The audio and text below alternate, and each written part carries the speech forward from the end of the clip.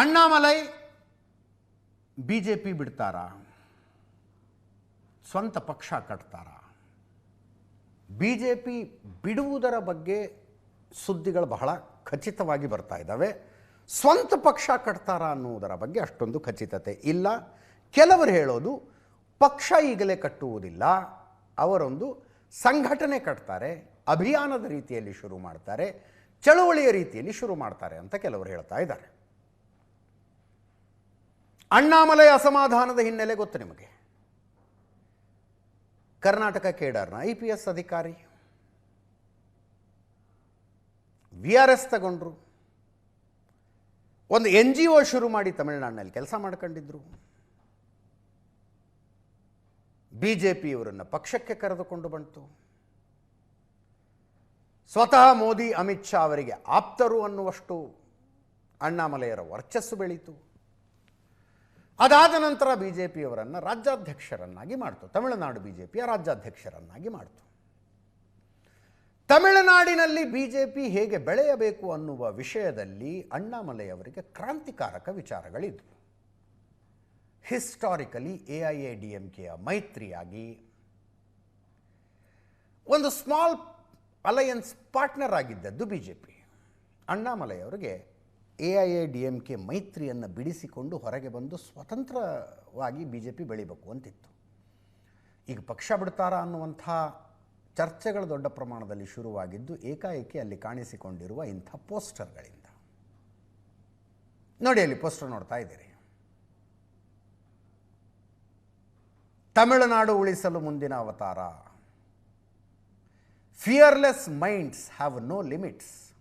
ಭಯ ಇಲ್ಲದ ಮನಸ್ಸುಗಳಿಗೆ ಮಿತಿಯೂ ಇರೋದಿಲ್ಲ ಅಂತ. ಏನು ಬೇಕಾದರೂ ಮಾಡ್ಬೋದು ಆ ಮನಸ್ಸುಗಳು ಅಂತ. ನೆಕ್ಸ್ಟ್ ಅವತಾರ ಫಾರ್ ತಮಿಳುನಾಡು ಅನ್ನೋ ಥರದ್ದೇನೋ ಈ ಪೋಸ್ಟರ್ನಲ್ಲಿದೆ. ಇದನ್ನು ನೋಡಿದಾಗ ಅನ್ನಿಸ್ತಾ ಇರೋದು ಅಣ್ಣಾಮಲೈ ಬೇರೆ ಏನೋ ದಾರಿ ಕಂಡುಕೊಳ್ಳೋದಕ್ಕೆ ಹೊರಟಿದ್ದಾರೆ ಅಂತ. AIADMK ಮೈತ್ರಿಯಿಂದ ಹೊರಗಡೆ ಬಂದು ತಮಿಳುನಾಡಿನಲ್ಲಿ ಸ್ವತಂತ್ರ ಅಸ್ತಿತ್ವವನ್ನು ಬಿಜೆಪಿ ಬೆಳೆಸಿಕೊಳ್ಳಬೇಕು ಅನ್ನುವಂಥದ್ದು ಇವರ ಸ್ಟ್ರಾಂಗ್ ಒಪಿನಿಯನ್ ಆಗಿತ್ತು. ರಾಜ್ಯಾಧ್ಯಕ್ಷರಾದ ನಂತರ ಹಂಗೂ ಹಿಂಗೂ ಹೈಕಮಾಂಡ್ನ ಕನ್ವಿನ್ಸ್ ಮಾಡಿದ್ರು ಅವರು ಮೈತ್ರಿ ಬೇಡ ಅಂತ. ಕಳೆದ ಲೋಕಸಭಾ ಚುನಾವಣೆಯಲ್ಲಿ AIADMKಯ ಮೈತ್ರಿ ಇಲ್ಲದೆ ಬಿಜೆಪಿ ಏಕಾಂಗಿಯಾಗಿ ಹೋಯಿತು. ಅಣ್ಣಾಮಲೈ ದೊಡ್ಡದೊಂದು ಪಾದಯಾತ್ರೆ ಮಾಡಿದ್ರು ತಮಿಳುನಾಡಿನಾದ್ಯಂತ. DMK AIADMK ಎರಡೂ ದ್ರವಿಡಿಯನ್ ಪೊಲಿಟಿಕಲ್ ಪಾರ್ಟಿಗಳು.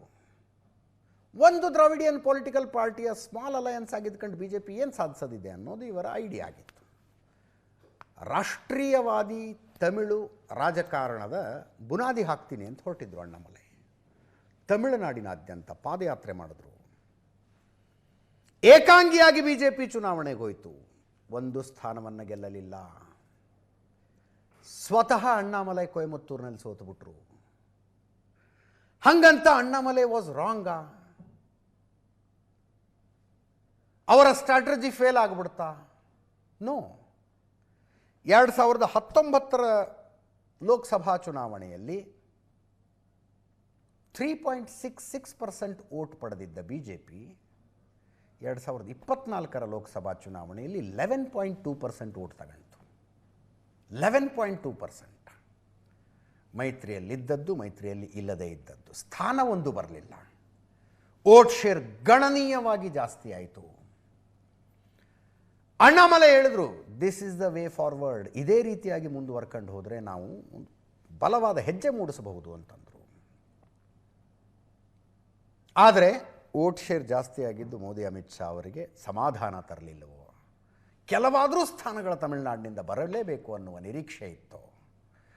ವಿಧಾನಸಭಾ ಚುನಾವಣೆಗಳು ಬಂದಾಗ AIADMK ಮೈತ್ರಿ ಇಲ್ಲದೆ ಏನೂ ಮಾಡೋದಕ್ಕಾಗೋದಿಲ್ಲ ಅನ್ನುವ ತೀರ್ಮಾನಕ್ಕೆ ಬಿಜೆಪಿ ಹೈಕಮಾಂಡ್ ಬಂದ್ಬಿಡ್ತು. AIADMK ಜೊತೆಗಿನ ಮೈತ್ರಿ ಅದು ಅಣ್ಣಾಮಲೈರ ತತ್ವ, ಸಿದ್ಧಾಂತ, ಐಡಿಯಾಲಜಿಗೆ ತದ್ವಿರುದ್ಧ ಆಗಿತ್ತು. AIADMKಗೆ ಮೈತ್ರಿಯ ಪ್ರಸ್ತಾಪವನ್ನು ಬಿಜೆಪಿ ಕೊಡ್ತು. AIADMK ಅವರು ಈ ಮೈತ್ರಿ ಪ್ರಸ್ತಾಪವನ್ನು ನಾವು ಒಪ್ಕೋಬೇಕು ಅಂದರೆ ರಾಜ್ಯಾಧ್ಯಕ್ಷ ಸ್ಥಾನದಲ್ಲಿ ಅಣ್ಣಾಮಲೈ ಇರಬಾರ್ದು ಅಂತ ಹೇಳ್ತು. ಬಿಜೆಪಿಯವರು ಅದಕ್ಕೂ ಒಪ್ಕೊಂಬಿಟ್ರು. ಅಣ್ಣಾಮಲೈ ಅವರನ್ನು ರಾಜ್ಯಾಧ್ಯಕ್ಷ ಸ್ಥಾನದಿಂದ ಕೆಳಗಿಳಿಸಿದ್ರು. ಅವ್ರ ಜಾಗಕ್ಕೆ ಇನ್ನೊಬ್ಬ ವ್ಯಕ್ತಿ ರಾಜ್ಯಾಧ್ಯಕ್ಷರಾಗಿ ಬಂದರು. ಅದಾದ ಮೇಲೆ ಸೀಟ್ ಶೇರಿಂಗ್ ಆಗುತ್ತಲ್ಲ, ಯಾವ್ಯಾವ ಕ್ಷೇತ್ರಗಳು ಬಿ ಜೆ ಪಿಗೆ ಅಂತ AIADMK ನಿರ್ಧಾರ ಮಾಡ್ತಲ್ಲ, ಆ ಲಿಸ್ಟ್ ನೋಡಿದ ಮೇಲೆ ಅಣ್ಣಾಮಲೈ ಹೇಳಿದ್ರು ನಾನು ಚುನಾವಣೆಗೆ ಸ್ಪರ್ಧೆ ಮಾಡೋದಿಲ್ಲ ಅಂತ. ಪ್ರಚಾರದಲ್ಲೂ ಕೂಡ ಏನು ಅಷ್ಟಾಗಿ ತೊಡಗಿಸಿಕೊಳ್ಳಲಿಲ್ಲ ಅವರು. ಅಣ್ಣಾಮಲೈ ಅವರ ಅಸಮಾಧಾನ ಮತ್ತೆ ಮತ್ತೆ ಮತ್ತೆ ತಮಿಳುನಾಡಿನಲ್ಲಿ ಚರ್ಚೆ ಆಗ್ತಾ ಇತ್ತು.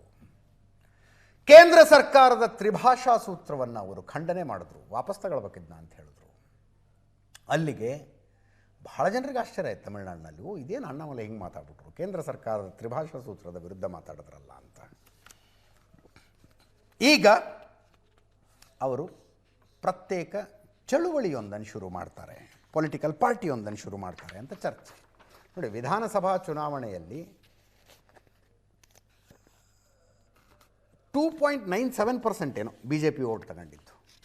11.34%ಗೆ ಲೋಕಸಭಾ ಚುನಾವಣೆಯಲ್ಲಿ ಹೋಗಿದ್ದ ಬಿ ಜೆ ಪಿ ಈ ಸಲದ ವಿಧಾನಸಭಾ ಚುನಾವಣೆಯಲ್ಲಿ 2.9% ಓಟ್ ತಗೊಂಡಿತ್ತು.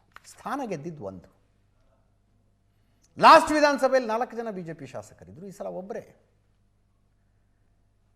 ಆವಾಗ ಬಹಳ ಜನ ಮಾತಾಡಿದ್ದು Annamalai was right, B J P ವರಿಷ್ಠರು ಅವರ ಮಾತು ಕೇಳಬೇಕಾಗಿತ್ತು ಅಂತ.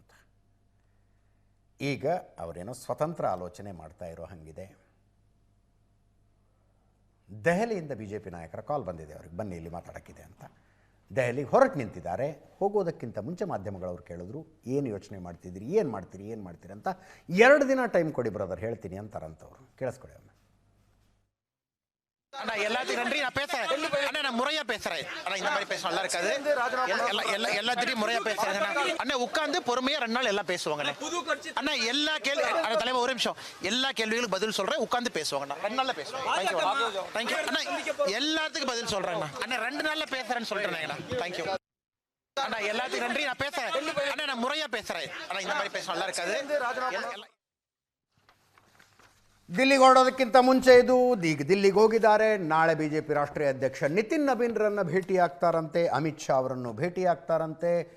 ಕೆಲವು ನ್ಯಾಷನಲ್ ಚಾನಲ್ನಲ್ಲಿ ಬರ್ತಾ ಇರುವ ಸುದ್ದಿಗಳ ಪ್ರಕಾರ ಅಣ್ಣಾಮಲೈ ಅವರನ್ನ ರಾಜ್ಯಸಭೆಗೆ ಕರೆಸಿಕೊಂಡು ಮಿನಿಸ್ಟರ್ ಮಾಡ್ತೀವಿ ಅಂತ ಬಿ ಜೆ ಪಿ ನಾಯಕರುಗಳೇನೋ ಆಫರ್ ಕೊಡ್ತಿದ್ದಾರಂತೆ. ಅಣ್ಣಾಮಲೈ ಅದನ್ನು ಒಪ್ಕೊಳ್ಳೋದು ಡೌಟು ಅಂತ ಕೆಲವರು ಹೇಳ್ತಾ ಇದ್ದಾರೆ. ನೋಡೋಣ, ನಾಳೆ ಸಂಜೆ ಅಷ್ಟೊತ್ತಿಗೆ ಒಂದು ಕ್ಲಾರಿಟಿ ಬರುತ್ತೆ, ಆಮೇಲೆ ಹೇಳ್ತೀವಿ ಅದೇನು ಅಂತ.